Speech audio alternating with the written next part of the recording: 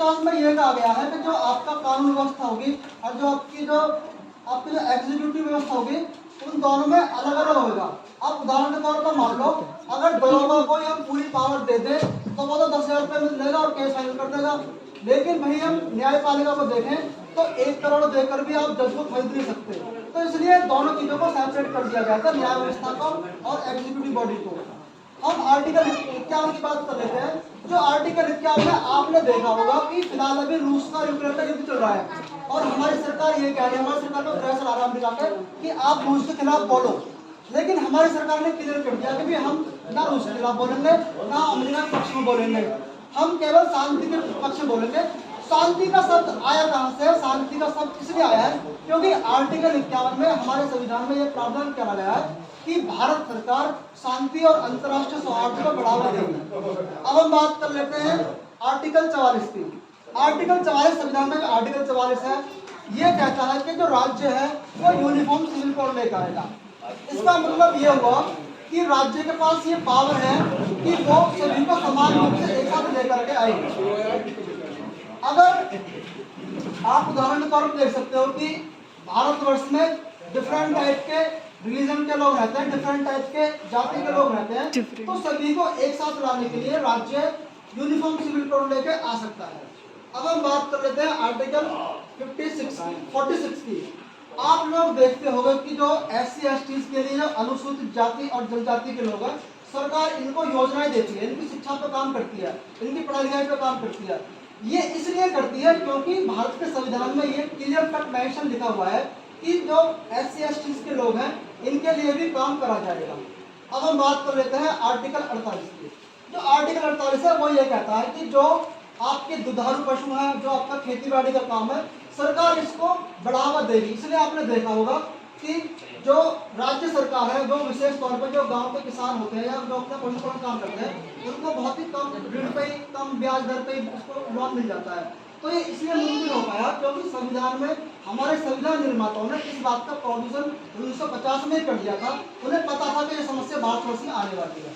अब हम बात कर लेते हैं आर्टिकल 49 की।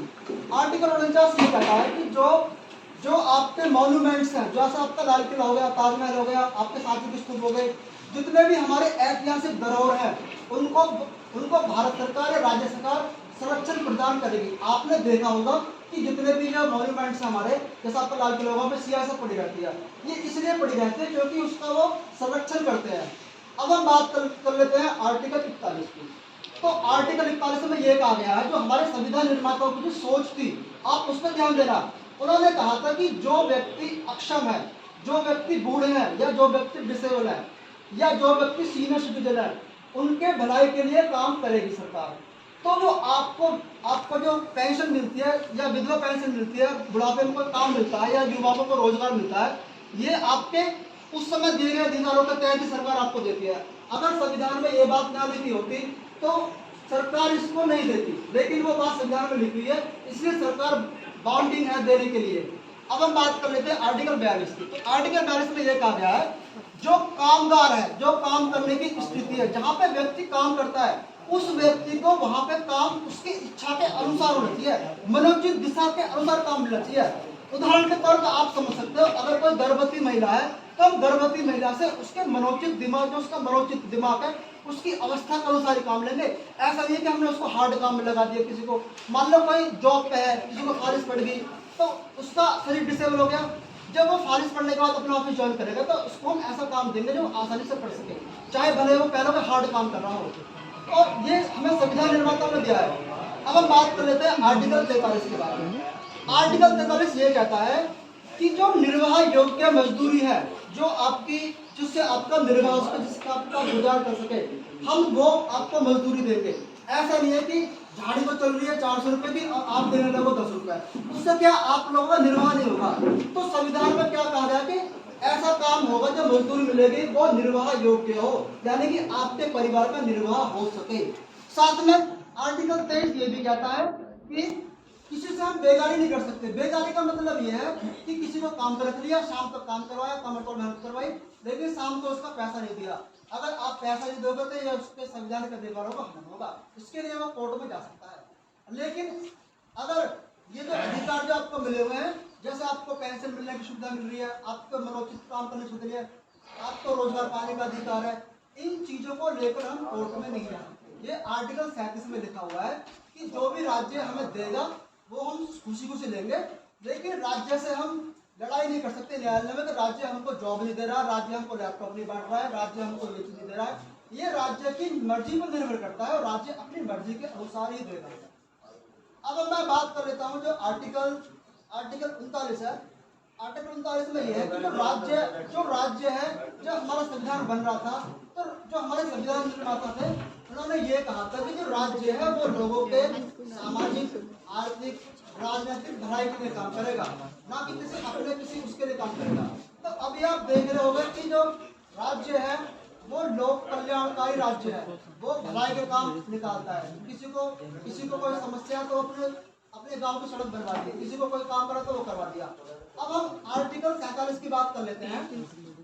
उसमें ये कहा गया है राज्य आपके स्वास्थ्य की भी व्यवस्था करेगा।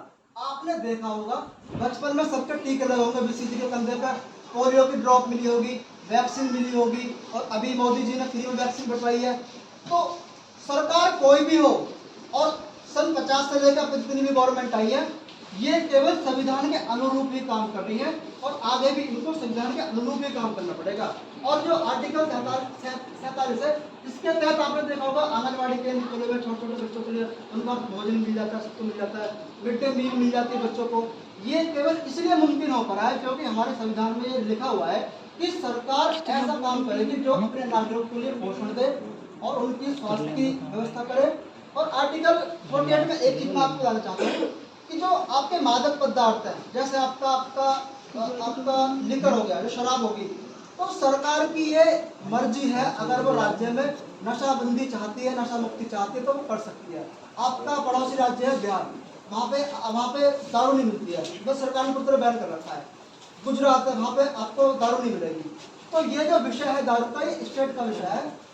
तो मैं अपनी बातों को यही विराम देता हूँ। आपने मेरी बात को इतनी शिद्दत सुना, इसके लिए आपका बहुत बहुत आभार।